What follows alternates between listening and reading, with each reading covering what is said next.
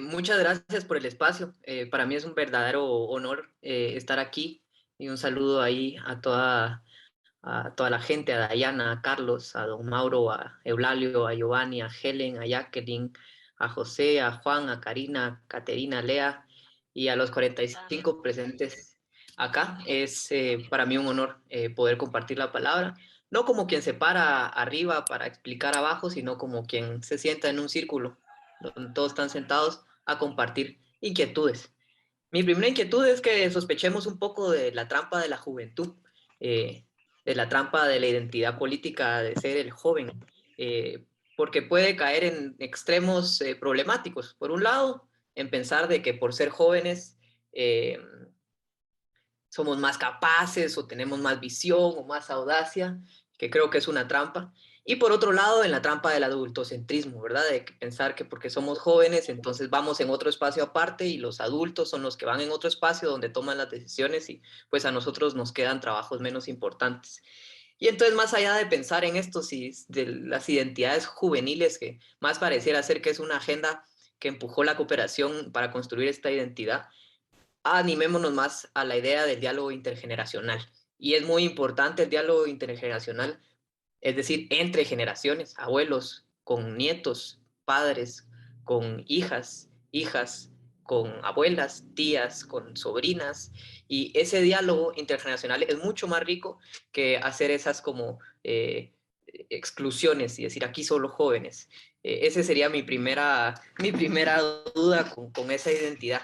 Y segundo, ahora que vamos a hablar de la Revolución de Octubre, es importante recordar sin caer en nostalgia, sin caer en el querer vivir en el pasado eternamente y estar lamentándonos eternamente de que el pasado no fue lo que tuvo que haber sido, eh, sino hacer una memoria que tiene que ser, por un lado, crítica, y eso es duro porque a veces implica romper mitos o cuestionar cosas que no han sido cuestionadas o ver las cosas desde una perspectiva que no ha sido vista.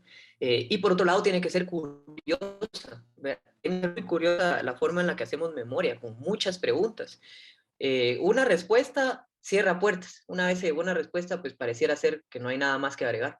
Pero una pregunta abre puertas. Y entonces hacer memoria tiene que ser un ejercicio de preguntas que nos llevan a más preguntas, que nos abren camino a otras más preguntas. Y en ese ejercicio, pues nuestro entendimiento se va cultivando. Eh, a veces el hacer más fértil que podemos hacer, el hacer que más frutos puede dar, no es un hacer eh, desde las manos, sino es un hacer desde la conciencia, es un hacer que es un pensar. Hay veces, hay ocasiones en el que lo más fértil que le podemos dar a la organización es pensar. Y la forma más fecunda de pensar es hacerlo en colectividad, ¿verdad? En una colectividad en la que no se va el experto a adoctrinar a los inexpertos, sino una comunidad de aprendizaje donde todos están llevando lo que saben y sus dudas y sus cuestionamientos para así nutrirse mutuamente, como espero que lo podamos hacer acá. Y aquí recuerdo este verso muy bello de Humberto Acabal, el poeta. eh, dice así, de vez en cuando camino al revés. Es mi modo de recordar. Si caminara solo hacia adelante, te podría contar cómo es el olvido. Y entonces hablar de la revolución es caminar al revés, pero no caminar al revés para estancarnos en el pasado y vivir como en esa nostalgia o melancolía del pasado, ¿verdad? Como dirán algunos, no, es que la música de antes era la buena, ahora ya no hay buena música. No, es que las luchas de antes, esas sí eran las meras luchas, ahora ya no hay. Como deshacernos de esas nostalgias y caminar al pasado con curiosidad y con una actitud crítica. Y entonces hablemos de esa revolución. Lo interesante de lo que pasó en el 44 es que fue una revolución urbana que luego se transformó en una revolución urbano-rural popular. Y ahí el elemento de la tierra fue central. Y ahora pareciera ser que las cosas son un poco al revés. Pareciera ser que las pulsiones del Estado plurinacional, las voces que proclaman ese otro horizonte plurinacional, pareciera ser que no vienen de lo urbano a lo rural, sino más bien de lo rural a lo urbano. Y eso es muy interesante y por eso pensar la historia es entender cómo fue que sucedió eso. cómo se dieron, por ejemplo, esas relaciones de los revolucionarios urbanos y encontrar con la organización comunitaria para invitarlos a la revolución y ser parte de este proceso. Eh, Revisitar la historia es entender cómo se dieron esas relaciones, cómo fueron esos contactos. Y ahí eso es algo que está en los libros de historia quizás, pero también es algo que tenemos que ir a preguntarle a los abuelos y a las abuelas. Miren, ¿qué se recuerdan de eso? ¿Cómo fue? ¿Cómo fueron esos acercamientos? ¿Cómo funcionó el tema de la reforma agraria? Y hacer memoria, sí, desde la academia, los libros de historia que son muy importantes de visitar, de leer colectivamente, pero también desde el testimonio de la gente que vivió y que todavía guarda algunas memorias y algunos recuerdos de lo que pasó en esos años. Eh, y algo central de la Revolución de Octubre fue el problema de la tierra, que podríamos decir es el problema central o es el problema que explica de una manera más completa la miseria, pobreza y los problemas que enfrentamos en Guatemala. Sí. Y ese problema sigue estando al centro de la problemática nacional, el problema de la tierra. Cada cuánto escuchamos que hay problemas de desalojo, que hay conflictos agrarios, tenemos allá las comunidades en el Estor peleando contra los alemanes que acaparan unas cantidades de fincas que no tienen ni siquiera la capacidad de cultivar, mientras los quechís no tienen dónde cultivar y sufren hambre. Y entonces sigue siendo un problema que está al centro. Pero pensemos en cómo se abordó en ese entonces el problema de la tierra y cómo lo abordaríamos hoy. ¿Qué cambiaríamos? ¿Qué haríamos diferente? No sé si han leído el primer artículo del decreto 900, que es el artículo donde se habla de la reforma agraria, de repartir las tierras de una manera justa, ¿verdad? De quitar las tierras que no están usando a los grandes terratenientes para poder darlas a los guatemaltecos y guatemaltecas de las diferentes naciones de la plurinacionalidad para hacerlas producir. Y decía, liquidar la propiedad, el objetivo de la reforma era liquidar la propiedad feudal para desarrollar la forma de explotación y métodos capitalistas de producción y preparar el camino para la industrialización. ¿Por qué hablo de esto? ¿Por qué estoy hablando de estas palabrotas y el artículo? Porque si pensamos hoy en algo, en cómo entrar a resolver el problema de la tierra en Guatemala, no lo tenemos que hacer con ese mismo horizonte capitalista, porque conocemos ya las contradicciones del capitalismo, porque conocemos ya que la forma de reproducción capitalista compromete la vida, ¿verdad? La subsistencia de la gente, de las especies, de los ecosistemas, de los animales, no es compatible con el modo de producción capitalista. Y entonces si se hace una reforma como la plantea las diversas propuestas del Estado plurinacional, tiene que ser más audaz, porque ahora estamos entendiendo problemas que en ese entonces todavía no vislumbraban, como es el tema del calentamiento global, como es el tema de la pérdida de la soberanía alimentaria. ¿Cómo haríamos hoy una reforma agraria sin caer en los problemas que están abonando ahora a que en octubre haya calor? ¿Verdad? Eso es tan extraño aquí en la ciudad que haya este calor en octubre. Entonces, rememorar la revolución es hacerlo con unos ojos críticos para plantear, no copy-pastear lo que se hizo en el pasado, no imitar todo lo que se hizo en el pasado, Milo, sino ver qué del pasado podemos tomar para pensar el presente. Pero esa es la diferencia, no quedarnos en el pasado, sino ver al pasado para pensar el presente. En ese sentido, por ejemplo, también la Revolución de Octubre significó la creación del Código de Trabajo y con eso pues se aseguraron derechos laborales a gran parte de la población, no a toda. Pero pensemos que al final los derechos laborales son un bálsamo, son una forma de resolver un problema que es aún más profundo. Porque podríamos pensar, sí, bueno, entonces el trabajo doméstico, el trabajo de la seguridad privada, el trabajo de los mozos colonos, ahora van a tener derechos laborales. Y eso es una gran conquista y hay que ir por ello, no tengo duda. Pero sigue sin estar resuelto el problema de las relaciones coloniales, de por qué son siempre a pueblos indígenas quienes tienen que hacer determinados tipos de trabajo. Y esas relaciones son las que hay que pensar cómo disolver. Y de hecho, la propuesta de los 4 pactos del Consejo de Pueblos Originarios habla de que el Estado plurinacional tiene que disolver esas relaciones.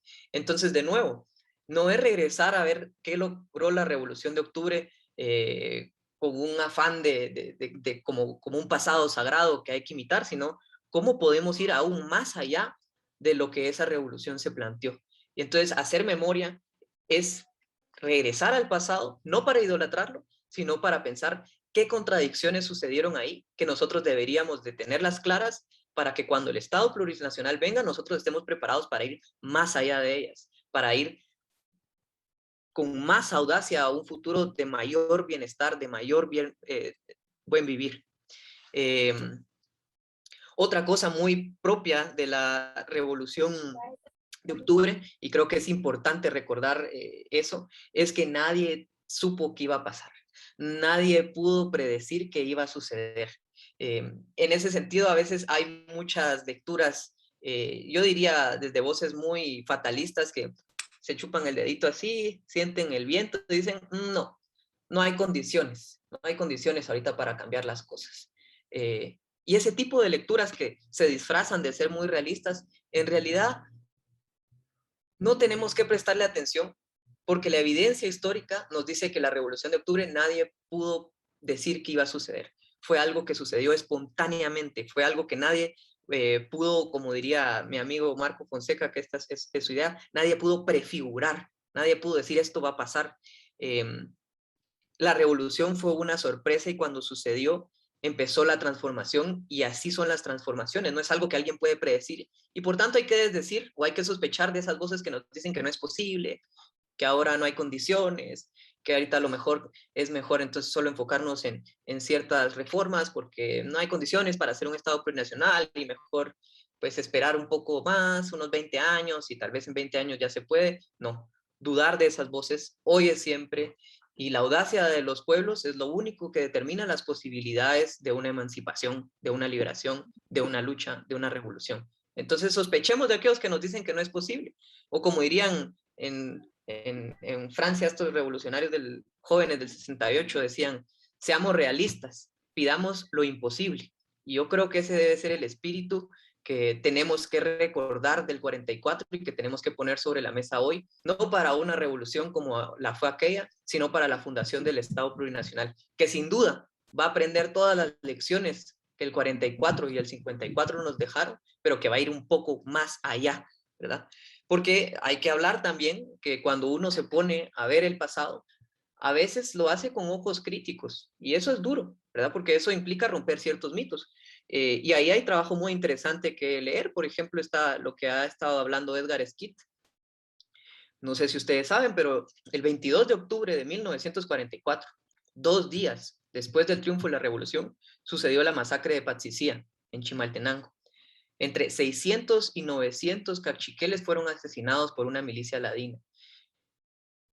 Todo eso sucedió bajo el aval de los revolucionarios del 44. Y entonces ese tipo de contradicciones son las que hay que revisitar, no para decir entonces la revolución del 44 no fue nada y no hay que prestarle atención, sino para entender que los procesos históricos son complejos y que en la medida que comprendamos su complejidad, vamos a estar más preparados para construir un futuro que no caigan esos mismos errores. Un futuro que no replique las mismas jerarquías racistas o machistas o homofóbicas, las mismas relaciones que luego siembran lo que carcome las bases de un proceso, tenemos que ser audaces para ver al pasado y no cometer esos mismos errores. Y en ese sentido, algo que nos deja una lección del 44 es la audacia en la articulación. La audacia para hacer ese tipo de articulaciones inéditas, inusuales, que nadie imaginó que iban a suceder. Esas articulaciones que significan un poder que no había sido predicho. Y en ese sentido, para avanzar a esas alianzas inéditas, a esas articulaciones que no se han visto, es muy importante vencer el sectarismo, ¿verdad? Vencer esa idea de que nosotros somos los únicos y quienes se quieran unir a nosotros, bueno, y quienes no se quieran unir, entonces ya se quedaron fuera. No, vencer esas ideas sectaristas, abrirnos al diálogo, abrirnos a la articulación, y ahí tenemos el ejemplo de la articulación que se está dando entre Codeca y CPO como un signo de que es posible hacer esas articulaciones y esas audacias de conectar puntos que no estaban conectados, conectar complicidades que no estaban conectadas, hacer amigos que antes no eran amigos, hacer... Y esas uniones son la base de la fuerza que permite un momento revolucionario, que me permite un momento de rompimiento del orden actual. Y como dicen en el CPO, es el tiempo de los pueblos. Y si es el tiempo de los pueblos, entonces tenemos que tener una total sospecha a esas voces claudicantes que nos dicen, no, no es posible, no hay condiciones. Si tratan de cambiar las cosas, solo van a poner que todo sea peor. Y entonces mejor quedemos donde estamos, porque si empiezan a querer cambiar, vamos a terminar peor. Y el espíritu de una refundación, el espíritu que nos tiene que inspirar para hacer un Estado plurinacional, es un espíritu de éxodo, de a donde sea que nos vayamos a ir, tiene que ser mejor que quedarnos en este lugar.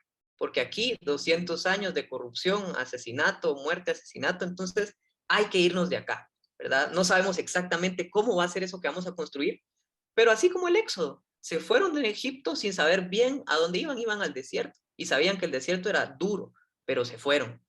Y ahí, pues construyeron un mundo diferente poco a poco. Otra lección que nos deja el 44 es que no hay que subestimar el poder de la desinformación y la calumnia organizada. Yo no sé si ustedes han leído esa historia de cómo antes del golpe del 54 que hicieron los gringos para votar la revolución, empezaron a circular en las radios noticias falsas. Hablaban de una guerrilla que estaba en los bosques listos para atacar la revolución, empezaron a difundir ideas de que Arévalo era nazi, empezaron a difundir ideas, falsedades, calumnias. Eh, y hoy vemos que no es muy distinto el pasado del presente en el sentido de que la calumnia y la difamación sigue siendo una herramienta de la derecha asesina para minar los esfuerzos de organización y de construcción colectiva. Entonces no podemos subestimar y no podemos pensar que ya estamos blindados de esas amenazas, sino más bien tenemos que pensar, bueno, ¿qué hubieran podido haber hecho en el 44 para blindarse de esa calumnia, de esa información que deberíamos de estar haciendo nosotros hoy? Porque si bien es un hecho que la revolución la votó el Departamento de Estado, la CIA, Estados Unidos, y de eso hay suficiente evidencia y papeles desclasificados donde pues, están los hechos que demuestran que así fue, eh, hacer memoria es ir un poco más allá de esas explicaciones, no para restarles importancia, pero sí decir, bueno, ¿qué hubiera podido haber hecho la revolución para no permitir que la injerencia extranjera la votara? Y ese tipo de preguntas nos llevan a entrar a conocer las contradicciones del movimiento revolucionario, los fallos, los errores que cometieron. Y esa es la forma de hacerle el mayor honor posible, ¿verdad? Porque se trata de ir al pasado no para glorificarlo, sino para aprender de sus errores. Y en ese sentido, la invitación que tenemos que tener, no como jóvenes, sino como gentes y pueblos y comunidades y ciudadanías organizándose por la construcción del buen vivir, de tener la audacia, la valentía de hacer espacios de aprendizaje, círculos de lectura y leer estos textos críticos, leer qué está diciendo Skid de la revolución, leer qué está diciendo estos otros, leer, ver un documental, discutir profundamente, y ese hacer de la discusión es la mejor forma que podemos conmemorar la Revolución de Octubre, ¿verdad? La mejor forma de darle hoy un sentido al pasado es conociéndolo y aprendiendo de sus lecciones. Otra cosa que me dejó pensando ahorita que me invitaron a esto es que en el CPO se hablan o han hablado, yo estoy leyendo la propuesta, de 4 tipos de democracia, ¿verdad? La democracia representativa, que es la de yo voy a votar y por quien voté me representa, que es un tipo de democracia. Está la democracia participativa, que implica pues la participación, la sociedad civil, organizar grupos, fiscalizar, estar, ver, demandar, la participación. La democracia comunitaria, que de esa, pues aquí en los centros urbanos conocemos poco en realidad cómo sucede, pero entendemos que sucede, que son asambleas, que son espacios de consulta, asamblearia, de escucha, y la democracia plurinacional, que es una democracia que estamos empezando a construir y a conocer, que tiene que ver con cómo nos relacionamos entre pueblos, cómo son estas relaciones. ¿Y por qué hablo de estas 4 democracias? Porque si bien en la Revolución de Octubre hubo democracia representativa, de hecho, Arévalo, cuando ganó la primera elección del 44, sacó 7 veces más que el segundo lugar, imagínense, y ganaron la totalidad del Congreso, ganaron todos los escaños del Congreso, no tenían oposición en el Congreso porque la victoria fue total y absoluta. Entonces había democracia representativa y había democracia participativa, sobre todo los sindicatos, los estudiantes estaban muy involucrados. Pero en la Revolución de Octubre, me atrevería a decir, aunque habría que leer más para eso, y pues esa es la invitación que yo haría, faltó la democracia comunitaria, y de eso da cuenta los estudios de Edgar Schitt, y faltó, no digamos, o fue insuficiente la democracia plurinacional, es decir, la capacidad de los revolucionarios urbanos de entrar en diálogo con los diferentes pueblos, respetando sus autonomías, ¿verdad? Sin tratar de involucrarlos a la fuerza y de la forma que desde la ciudad se quería, sino en una especie de diálogo más horizontal. Y no estoy diciendo que no haya habido pues, reconocimiento mutuo y articulaciones reales, pero sí que se pudo haber avanzado muchísimo más. Y sí que aún siendo revolucionarios en el 44, quizás las mismas lógicas de racismo seguían estando ahí presentes. Y entonces no podemos pensar en un Estado plurinacional si no estamos pensando en cómo vamos a construir esa democracia plurinacional, que suena a un concepto muy abstracto, pero en concreto es cómo nos vemos a los ojos, cómo nos hablamos, cómo nos interrumpimos o no nos interrumpimos, cómo nos damos la palabra o no nos damos la palabra, qué tanto estamos dispuestos a aprender otros idiomas, qué tan dispuestos estamos a escucharnos, qué tan dispuestos estamos a ceder y decir, bueno, va a ser de la forma en la que ustedes dicen, y qué tan dispuestos estamos también a entrar en un conflicto sano, ¿verdad? Un conflicto de llegar al bien común a partir de decir cuáles son nuestras diferencias. Y esas formas de democracia, pues hay que pensarlas. Bien. No quiero seguirme extendiendo y voy a terminar, ya veo que ya voy a terminar solo con una última idea, perdón, que es no dar la exclusividad de nuestro quehacer a la forma estatal, no poner todos los huevos en una misma canasta. Y aquí dice Grossfogel, que lo han invitado a hablar, tal vez lo han escuchado, él, alguna vez con Telma Cabrera dijo algo muy interesante y dijo, contra el Estado, ¿verdad? Porque hay que estar contra el Estado y de ejemplo de ello veamos el caso de los pueblos quechís peleando contra los desalojos. Entonces, contra el Estado, desde el Estado, y por eso hay un instrumento político y se está disputando la representación en el Congreso para avanzar hacia una asamblea plurinacional, y fuera del Estado, ni siquiera peleando y ni siquiera dentro, sino fuera. Y ahí está el ejemplo de los gobiernos autónomos de 48 cantones, pero así como 48 cantones, habrán más de 1000 gobiernos autónomos de comunidades organizadas con sus propias normativas, sus propias prácticas, su propia organización política, es decir, sin necesidad de tener al Estado ahí. Y entonces esas tres cosas, contra el Estado, desde el Estado y fuera del Estado, en paralelo, no de primero una y después otra, sino, o estas sí y estas dos no, sino las tres juntas, las tres acciones simultáneamente para construir lo nuevo, ¿verdad? Entonces, no abandonar toda nuestra esperanza a la institucionalidad, sino saber que también hay que construir afuera y también hay que construir en contra. Y ya para terminar, digo que la Revolución de Octubre nos dejó un mensaje que es imborrable, y es que sabemos que es posible. Nos demuestra que es posible y que tenemos que dudar y negar todas esas voces que nos dicen que no hay condiciones, de que hoy no es el momento, de que mejor en 20 años, de que no se va a poder. Seamos realistas, pidamos lo imposible. Y me termino con un Sí, verso hay que de terminar, Mario Andrés, Payeras por que me favor. encanta. Vamos terminando, Perdón. Andrés. Hoy sabemos que el regreso a las primaveras idas es irrealizable, que el hábito de explicarse las cosas acalambradas de contradicciones es la fuente de toda lucidez, y que el oficio de conspirar por transformar el mundo es la única forma de no envejecer. Mario Payeras. Muchas gracias.